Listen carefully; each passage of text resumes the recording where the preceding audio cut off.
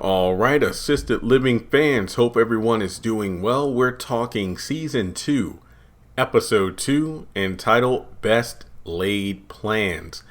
Now, to be completely honest, I might be in the major minority here, but I think that I would put assisted living over this week's House of Pain and possibly even Bruh. But then again, let me just stick with House of Pain because, these two are kind of like companion series in themselves. So I personally think that assisted living this week won out, but I feel like probably a lot of people would disagree, but it is my opinion. So before moving forward in the video, make sure you go ahead and hit the thumbs up button to show you like it. Even if you didn't like the episode, hit subscribe. Hit the bell icon and select all. That way you don't miss out whenever I post new content on the channel. And follow me on social media. Links are in the description below. To be honest, I only have like 3 bullet points for the episode. I mean, my notes don't even go more than half a page. But to be completely honest, they kind of run through a lot of stuff. So we know the sheriff is indeed gone. And so is Mr. Brown's followers online. Basically, his moment of being viral pretty much fizzled out because apparently he made a comment online that quote unquote got him canceled, which was the color purple is overrated. And then when everything seems a bit lost because of the fact that they don't have any tenants and they need to make their money back, because what are they going to do now that the buzz of the assisted living facility has fizzled out? Honestly, that would be me in the same position if I had refused to review other shows and only focused on reviewing the haves and the have-nots. And once the show is over, it's like, oh no, what am I going to do? But thankfully, I don't have that issue. But anyway, when hope seems lost, Reginald arrives, a new character. Apparently, he had gotten into a mishap with his calendar dates because he had just sold his house and he got things mixed up. Basically, he had to move because the people who bought his house actually showed up. So he only had like so much time to round things up with the moving truck, and he needs a place to stay. So he wanted to know if they had a vacancy, and he could pay in advance, a few months in advance. And while Vinny and Brown and Jeremy are like, let's do it, Leah and Cora pull him to the side and say, we can't do it because of the fact we don't have our license permit yet. So aside from family and I think staff or anything along those lines, no one can live in the facility as a tenant yet. So while they go out to run some errands, they opt to put Reginald, or Reggie as Vinny kept saying, in a room because this man says, hey, I can pay 6 months in advance. Whoa! So, they jumped at the opportunity because they needed the money. So Sandra and Philip get some assignments to help out with Reginald because, hey, let's keep our new guests occupied. One of you clean out, one of the rooms, that kind of thing. And it's kind of cool because kind of like last week, we had a decent utilization of the characters. Sure, Philip and Sandra didn't have as much screen time as last week, but I like how every character played a part. And I feel like that's where, and I don't want to praise it too much because I want to give props where props are due. But to be honest, I just think about my review for House of Pain where last week was really good. This week was but assisted living, I feel like it's holding steady. But I feel like every character had a role to play. So I really like the moment where we see Philip playing chess with Reginald, because before that, I think they tell Jeremy, it's like, wait, we got to work? What's going on here? And I think they both make a deal with Jeremy. I think I forgot what Sandra said she wanted, but I know Philip said he wanted a new game station or something along those lines. And I love just them playing chess. It was such a great moment because it goes back to what I said. No, you know what? Let me say the comment about the grandfather stuff. I'll mention that later in the episode. My review.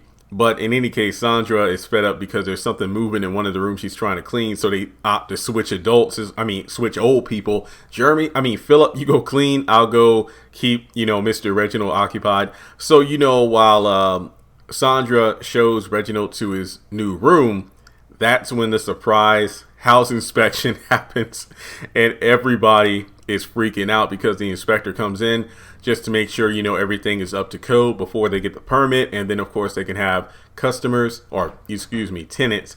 And, Leah and Cora are freaking out because, like they said, don't have tenants up in here. Jeremy's like, no, it's okay. We can pass him off his family and whatnot. Because, again, he paid in advance. I mean, how could you say no to 6 months of, money?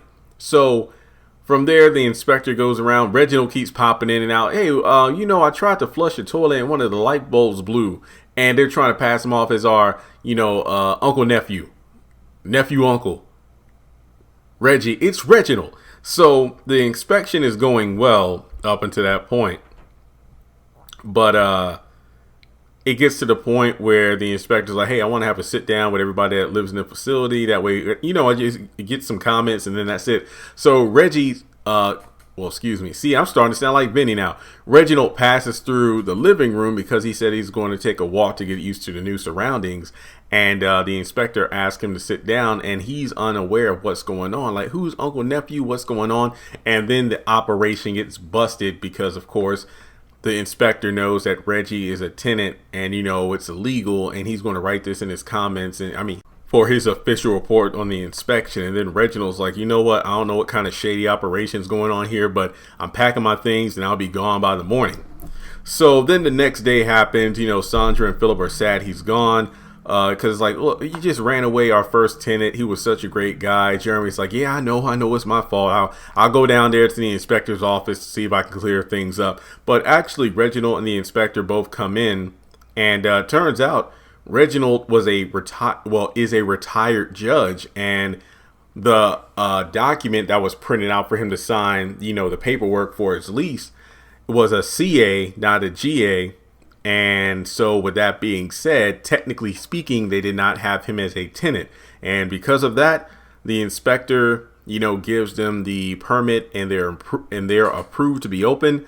And turns out, Reginald had been divorced like 30 plus years ago. He focused on his career. He never had any children, and he loved the family atmosphere, a dysfunctional family, but a family nonetheless. And he will be happy to move back in. And I thought that was great. And I think one of my favorite lines was when Philip and Sandra was like, yeah, it's great to have him back. It really made us feel like what it was like to have a real grandfather. And then Vinny's like, hey, and he's like, what, compared to you? Okay, you got a good point. And I mentioned that in a video I did recently of like Reginald and Vinny, like what their dynamics is going to be. Like, will Vinny be jealous of Reginald if the kids look at him as a grandfather instead?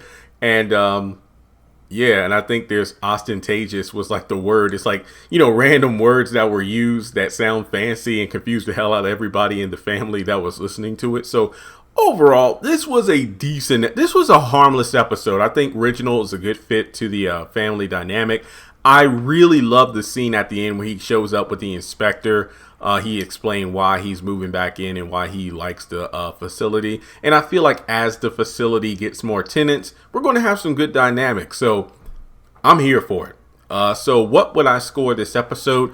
I'd give it there were some loud sirens going on outside. I have no idea what's going on, but I would say a harmless episode in itself. I'll give it a 7 out of 10.